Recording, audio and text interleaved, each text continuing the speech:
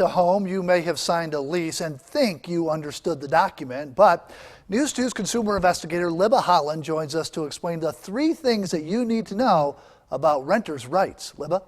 Brendan, here's the scenario. It may sound familiar to some folks. You're about to move out of your apartment or home that you rented for the last year, maybe even longer. You turn in the keys and wipe your hands of it and then wait for your security deposit to come back in the mail. Well, a month later, you get the check for much less than you originally paid, or in one woman's case, nothing at all but a list of damages you left behind. Emma Bowman invites us to her new home to share her story. The apartment is a slight downgrade from her prior rental, a Somerville single-family house. But there's a reason behind the simplicity. It's just question after question after question. The past year after she moved out of that home has been full of legal battles over her $1,000 security deposit. That they said that the home was not cleaned. Bowman says the company kept her security deposit for lack of cleanliness and yard maintenance. She admits she didn't keep up with the yard. You know, I'll never rent another house with flower beds. But on the inside, I know that I had started maybe two months before I moved cleaning that home. The vents, windows, crevices, walls. Bowman took the rental company to small claims court. She won about half her money back. So after I left the small claims court, I had to give them a certain amount of time to pay that claim. Half a year later, still no money from the company. It's now a liability on their part. It's a bill that they owe me. Heard nothing from them whatsoever. That's because the sheriff's department couldn't find the rental company's assets. So now she's headed back to court to find them herself. At this point, I just want to see, where does this end? I mean, at what point do you get your money back? And if I got to pay money in order to find that out, even though I'm going to be losing, I'll pay it until I'm just getting sick of myself.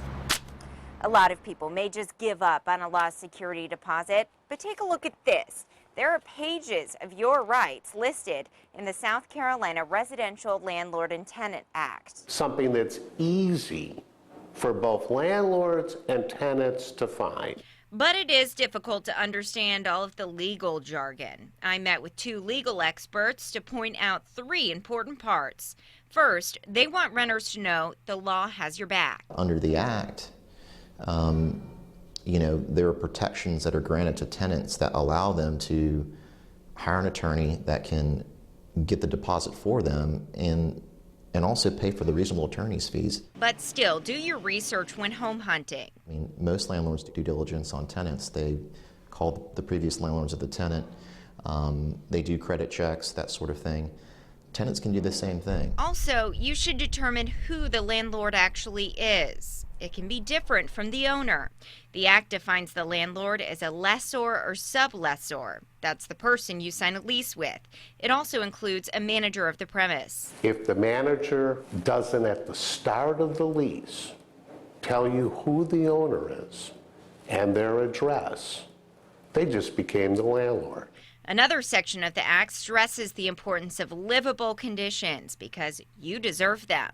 You live there, and if the heat doesn't work, or the water doesn't work, or the air conditioning doesn't work, or if it isn't reasonably fit to be an apartment because it's infested with bugs, 440 deals with all of those issues. They gave me a letter. Bowman's court case is this week, and she hopes at least this experience will deliver answers. At this point, I really don't think I'm going to get the deposit back. But you still want to find out why.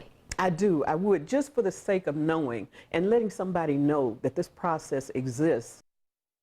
Bowman does plan to defend herself in court. However, the lawyers that I spoke with stress the importance of hiring legal counsel to help you wade through the laws because the act is very extensive and landlords also have rights in that act.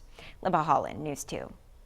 Thanks, Libba. Remember, if you have something you want the I-Team to investigate, email us at iteam@WCBD.com or call the I-Team hotline at 843-216-4949.